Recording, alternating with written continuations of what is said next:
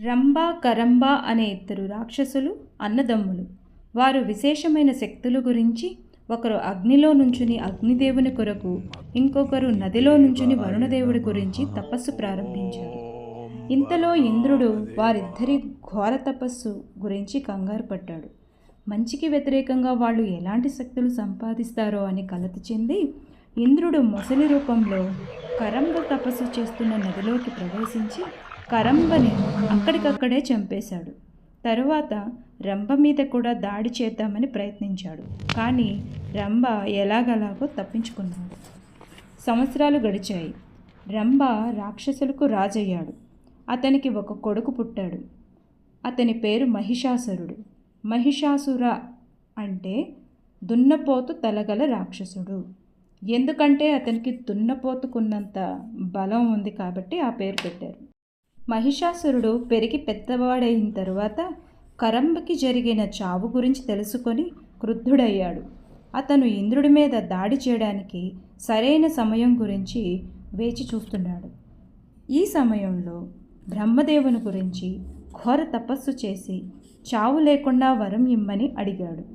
అలాంటి వరం ఇవ్వటం కుదరదు, కానీ నీ చావు ఒక స్త్రీ చేతిలోనే అవ్వగలదు అని వరం ఇచ్చాడు.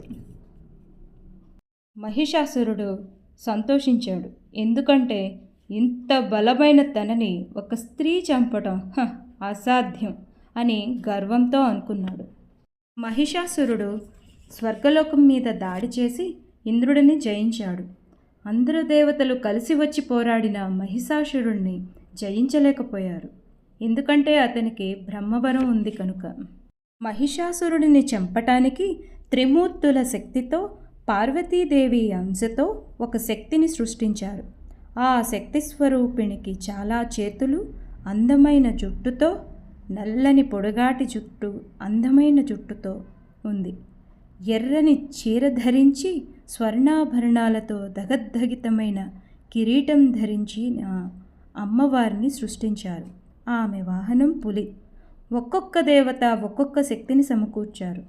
శివుడు త్రిశూలాన్ని, విష్ణువు చక్రాన్ని, బ్రహ్మదేవుడు కమండలాన్ని, వాయుదేవుడు ధనుస్సును, సూర్యుడు బాణాన్ని, ఇంద్రుడు వజ్రాయుధాన్ని, అగ్నిదేవుడు అంకుశాన్ని, వరుణదేవుడు శంఖాన్ని ఇచ్చారు.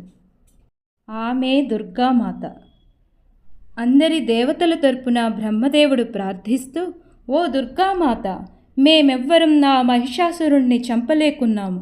అతని ఆగడాలకు అడ్డు అదుపు లేకుండా పోయింది. అతన్ని చంపడానికి ఈ అస్త్రాలన్నీ కావాలి.